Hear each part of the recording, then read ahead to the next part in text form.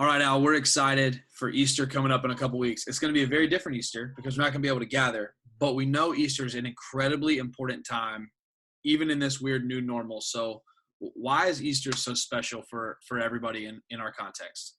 Well, it's like Christmas. We celebrate the history that God sent his son to earth. And people often are willing to go to church twice a year, once to hear that he was born, another to hear that he died and was raised from the dead. Even if they don't make it personal, they know that it's what we believe as Christians, and often they'll do it as a family. So that's why pastors are always looking for creative ways to get people to invite others to church and then to share the gospel when they get there. Yeah, so this year, since we can't gather, we still wanted to take advantage of the fact that on Easter, people are probably going to be thinking about Jesus. They may be doing Easter egg hunts in their yard. They may be doing something Easter themed.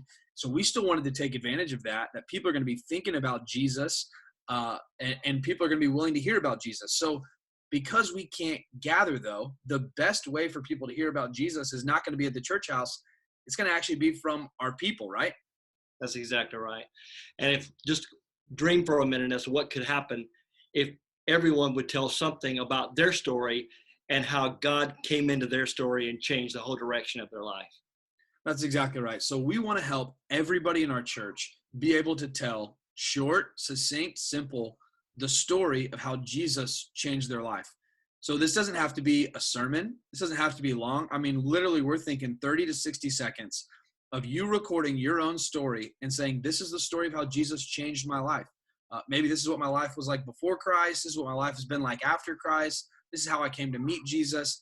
But we've prepared a guide for everybody to help them know, how can I tell my story this short? Maybe somebody's done this before. Maybe you've been on mission trips and you've learned to share the gospel this way, short and simple. You've had some evangelism training, but maybe you've never shared your story before.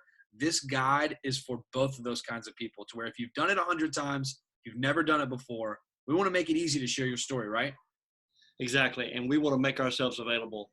I mean, all three pastors are saying, hey, if we can help you do this, just get on the call with us and we'll help walk you through it and help you practice. That's exactly right. So you're going to see attached a guide, a short, simple guide that tells you, here's how I can share my story. Here's some ways to think about it, but then also some really practical tips on how to record it from your phone or your computer that will make it be some presentable quality. And then after you record your video on Easter Sunday, we want everybody to post, what's your story of how Jesus changed your life? Post that video all over your social media. Post it on Facebook, Twitter, Instagram, and let's see what God does with his people telling the story of how Jesus changed their life. You'll see some ways to reach out to us if you say, hey, I really need some help. I've never done this. I don't know where to start. We would love to help you.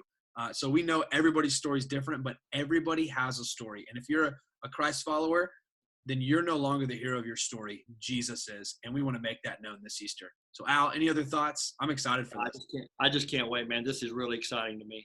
Yeah. So reach out to us. We cannot wait to start seeing the videos pour in. If you record it and you want us to see it first, send it our way. We would love to watch your videos. So Shalford, we love you. Hope the guide is helpful, and we can't wait to watch what God does with this. This is kind of another example of you are sent. You are sent. You're sent with a story.